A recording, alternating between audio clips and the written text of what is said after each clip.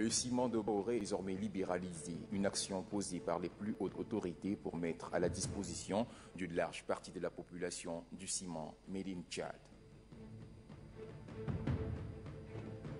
Un siège de la BESC pour le Wadaï. Ce siège sera construit à l'assemblée de l'ancien gouvernorat à Abéché, une réponse à un besoin pressant des opérateurs économiques de la région. N'Djamena se métamorphose. La mutation en cours nécessite quelques adaptations, surtout en ce qui concerne la circulation, car plusieurs grands axes sont bloqués. Bonsoir à vous, mesdames et messieurs, et bienvenue dans cette édition du journal. Voilà plus d'une année que le Tchad produit son propre ciment. Mais sur le marché, il est rare, ceci malgré la décision prise par les autorités pour réserver exclusivement le ciment de Baoré à la consommation nationale.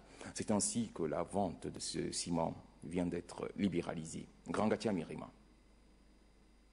Le prix de vente du ciment de Baoré est annulé sur l'ensemble du territoire tchadien. Ainsi, le ministère du Commerce et de l'Industrie entend juguler d'une part le monopole de la vente du ciment et d'autre part éviter à la population une course marathonienne à la recherche du ciment made in Tchad.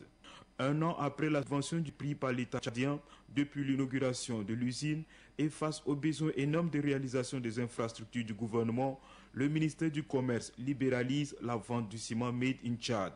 Une décision qui réjouit à plus d'un titre les opérateurs économiques. Le différentiel de prix entre les 6 500 et les 11 000 et 12 000 du prix du ciment sur le marché était très important.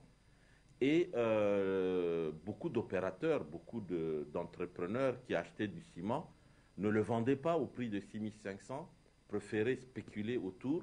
Et finalement, c'est l'État qui perdait. L'État perdait de l'argent, les populations n'arrivaient plus à avoir le ciment, ça désorientait tout l'ensemble des circuits du ciment et ça faisait des marges considérables aux intermédiaires qui devaient normalement avoir juste prendre une marge fixée par l'État. Et je pense que c'est une très bonne chose que cela ait été libéralisé. C'est vrai, ça aura des répercussions sur le coût, mais ça permettra au moins aux populations de disposer du ciment tchadien.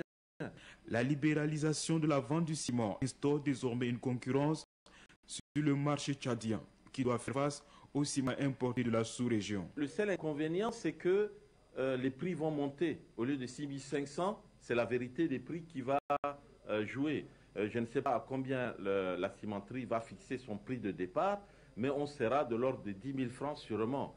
Et c'est ça l'inconvénient. Mais l'avantage, c'est que le ciment, au moins, sera disponible, même s'il est à un prix aux alentours de 10 000 francs, peut-être un point moins que 10 000 francs, ou dans les 10 000 francs, au moins, il sera toujours moins cher que le prix du ciment importé. Construite par l'entreprise chinoise Camsi, la première cimenterie du Tchad a été inaugurée jeudi 17 février 2012 par le président de la République Idriss Déby Itno dans la région du Maïkibi Ouest, frontalière avec le Cameroun. Avec une capacité de 200 000 tonnes par an, la production du ciment made in Tchad est en deçà des besoins de consommation estimés à 700 000 tonnes. Financée à hauteur de 70 millions d'euros, soit 46 milliards de francs CFA, l'usine de ciment à Baoré a une capacité de 700 tonnes de ciment de type Portland 32,5 et 42,5. Le ministre du Commerce, Mohamed Allah Tahir, justifie les raisons de la libéralisation du prix du ciment de Baoré. Suivons ses explications. En janvier 2012, une commission interministérielle avait réfléchi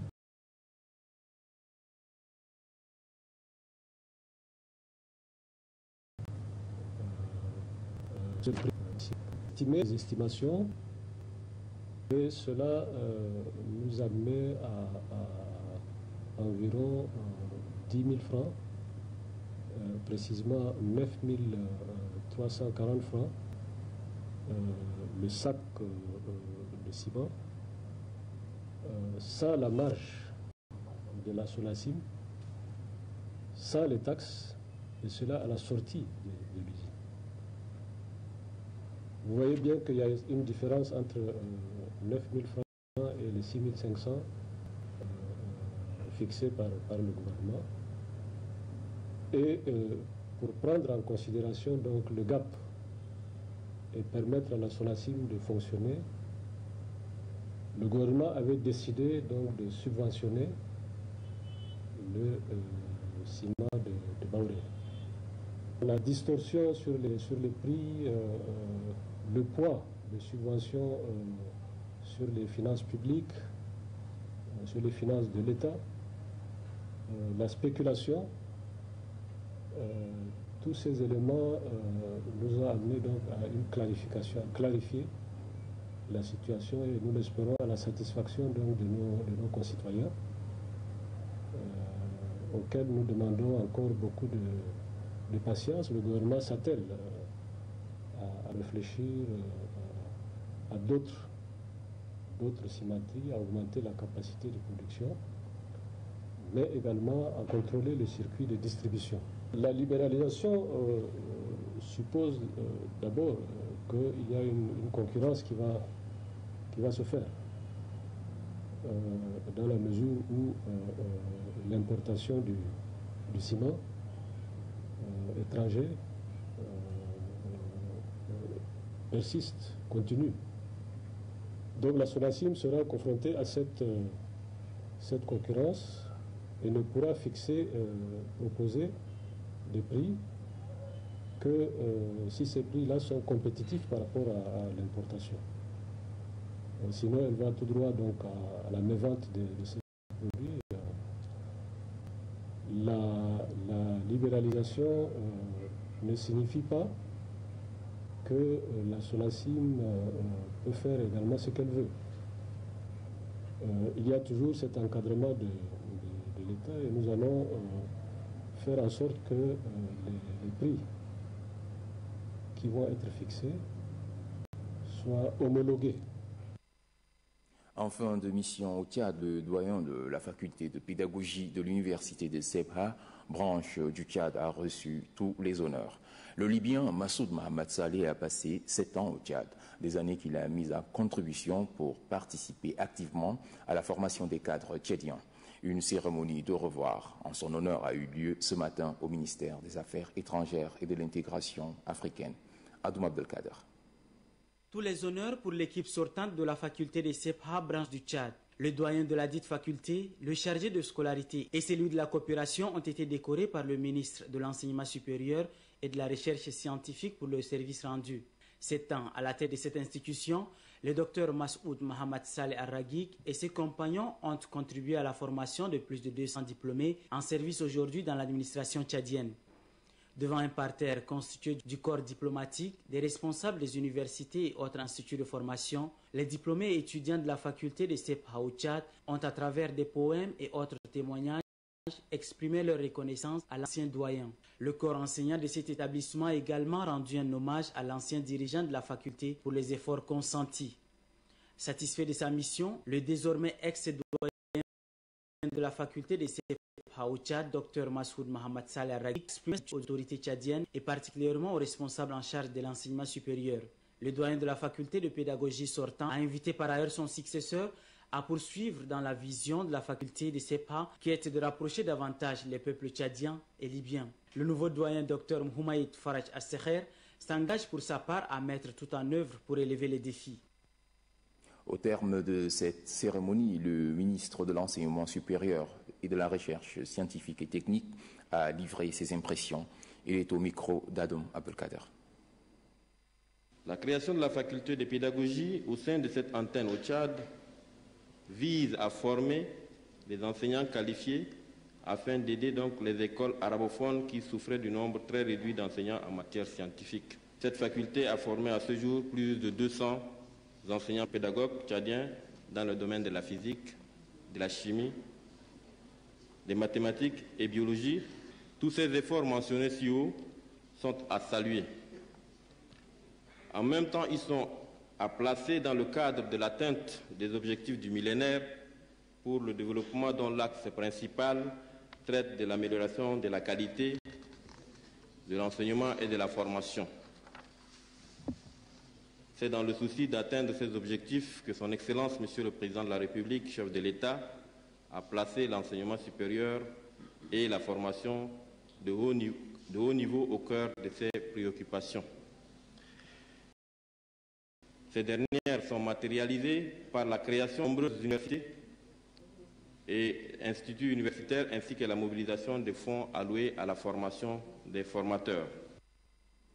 Une mission conduite par le directeur national de la BEAC, Alamine Bourma-Treye, s'est rendue le 3 janvier dernier à Abéché pour les travaux préliminaires au démarrage du chantier de construction du siège de la BEAC pour la région du Wadaï.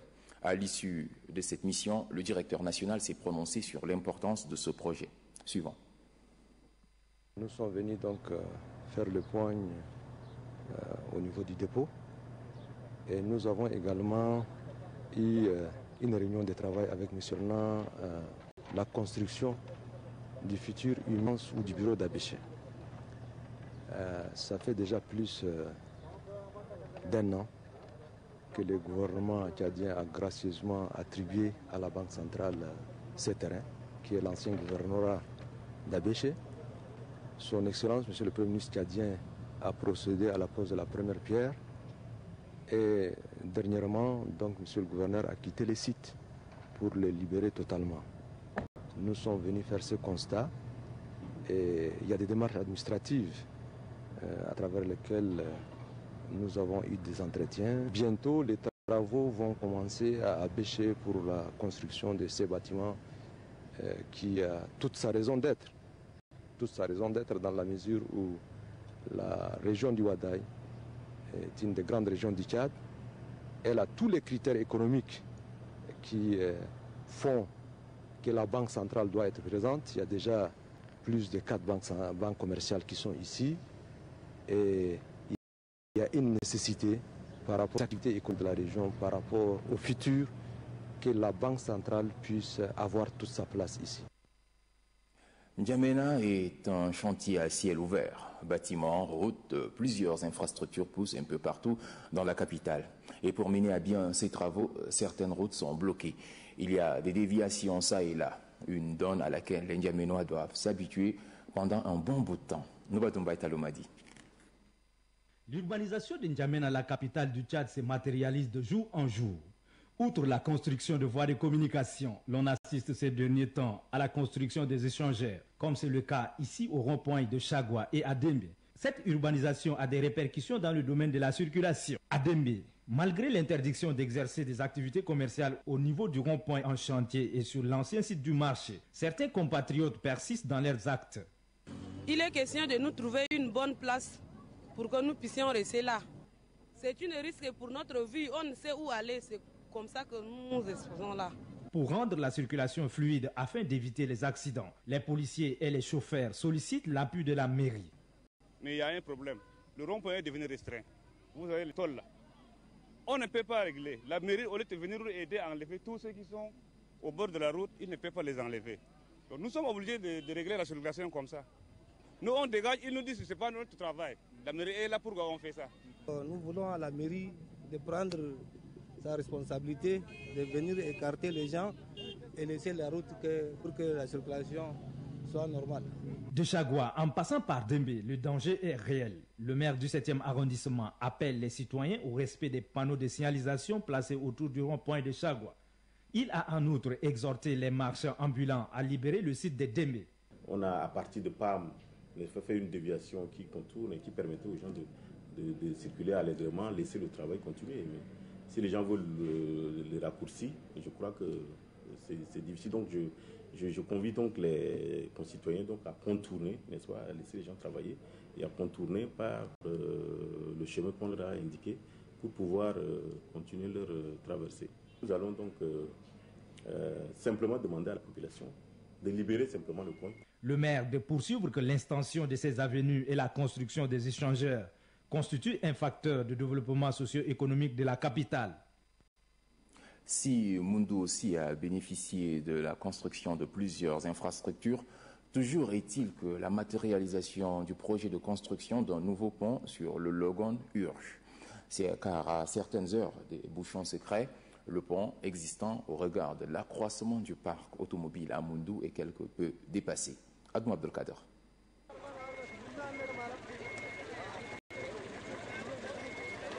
Il est 18h, c'est l'heure de pointe sur le pont de Moundou. Un décor spectaculaire s'affiche. Piétons, cyclistes, motocyclistes et des véhicules de toutes marques attendent de traverser de part et d'autre bout du pont. À cela s'ajoutent les troupeaux de bœufs. La file est ininterrompue dans les deux sens. Il est facile de mettre des heures avant de traverser. Une situation qui agace les emprunteurs de ce pont. Et ce phénomène, c'est tous les jours. Chaque 18 heures, on quitte le chantier, on vient, on est bloqué là, sur ce pont-là. Et c'est un problème vraiment très sérieux. Ça fait 1 heure que je suis fatigué. Bien souvent, c'était à 17h pour traverser, parce qu'on va rester jusqu'à de 3h24. Construit il y a une dizaine d'années, le pont de Moundou n'arrive plus à contenir l'affluence des usagers. Le nouveau pont en construction sur le Logone sera une solution à cette situation. En attendant, les autorités communales ont du pain sur la planche. Des présumés malfrats sont présentés ce matin à la presse par la Direction générale de la police. Ces présumés agresseurs ont pour principale cible les conducteurs des taxis motos communément appelés clandomanes. Suivons à ce propos le directeur général de la police nationale. Nous avons constaté une nouvelle méthode de braquage. C'est la raison pour laquelle nous avons voulu présenter à la population pour que la population sache que désormais il y a une nouvelle méthode qui est installée par les malfrats, celle qui consiste à mettre la poudre du piment sur les yeux de leurs victimes. Ces malfrats que vous voyez devant vous, hier, ils étaient partis dans la zone de Farcha. Ils ont demandé à un clandoman de les déposer à Gassi. Il les a effectivement déposés à Gassi, conduits à Gassi, et chemin faisant, ils ont enlevé cette poudre de piment que vous voyez là. Ils ont mis dans ses yeux. Bon, avant que le piment ne fasse son effet, le jeune a pu quand même mettre la main sur sa moto. Il n'a pas voulu laisser passer. Ils étaient d'abord tombés. Il s'est relevé pour mettre la main sur sa moto. Entre-temps, le second là a enlevé le couteau pour les menacer et il a pu en même temps saisir celui qui a le couteau et saisir celui qui cherchait à emporter la moto. Et il a crié et la population a intervenu très rapidement. Et la police, dans la zone, les a poursuivis pour mettre la main sur eux. Donc ils se disent militaires. Je voudrais dire à la population de se méfier. Maintenant, ils ont utilisé une autre méthode de braquage qui est celui du piment. Et je voudrais profiter aussi de l'occasion pour dire à nos clandomans que chaque fois la police est en train de crier, le transport en Amazon c'est interdit. Sans se rendre compte, ils prennent leurs assassins, ils les prennent sur leur moto, ils sèment la police pour aller se faire assassiner un peu plus loin. Et demain, on dit toujours que c'est la police qui n'a pas fait son travail, c'est l'insécurité. Or, voilà, vous voyez, nous, on a interdit le transport en Amazon. Ce clandoman a pris 2 malfrats, des Farcha, jusqu'à Gassi certainement, il a sémé les policiers. Sinon, c'est interdit. Et arrivé là-bas, il allait avoir la mort, n'eût été sa vigilance lui-même. Donc, je demande à la population d'être vigilante et d'éviter que de tels actes. Déjà, c'est le 3e acte de braquage avec piment. Donc, un mortel. Tous les clandomans doivent éviter de se promener à des heures tardives. Dès maintenant, je les mettrai à la disposition de la PJ. Et pour boucler cette édition, un flashback sur la célébration de la fête de la liberté et de la démocratie. Kadnouba Théophile nous plonge dans l'ambiance qui a régné parmi nos compatriotes résidant à Dakar au Sénégal. À l'exemple d'autres communautés tchadiennes, les compatriotes vivant à Dakar au Sénégal ont célébré à leur manière le 22e anniversaire de la journée de la liberté et de la démocratie. Une occasion pour la présidente du comité d'organisation, Hadi Adjous, de remercier ses concitoyens qui se sont investis pour l'organisation de la cérémonie. Hadi Adjous a également exhorté les élèves et étudiants tchadiens à être solidaires et aussi à se conformer aux lois sénégalaises. Il s'en est suivi une conférence débat axée sur 2 thèmes, à savoir les nouvelles orientations du parti à l'issue du dernier congrès et le rôle et la place des jeunes dans le développement économique de leur pays. Après plus d'1 heure d'échange d'idées autour de 2 thèmes, le secrétaire général du mouvement patriotique du salut, MPS de Dakar, Goukouni Dreni Youssouf, est intervenu pour dresser un tableau sommaire des réalisations du chef de l'État Idriss Déby Itno. Ce bilan, jugé très positif, a amené le secrétaire général du MPS de Dakar à souhaiter longue vie au président fondateur du parti rassembleur et chef de l'État Idriss Déby Itno afin qu'il puisse faire du Tchad un pays où il fait beau vivre. C'est la fin de cette édition. Merci de l'avoir suivi. Télé Tchad est aussi disponible sur le site nrtv.td.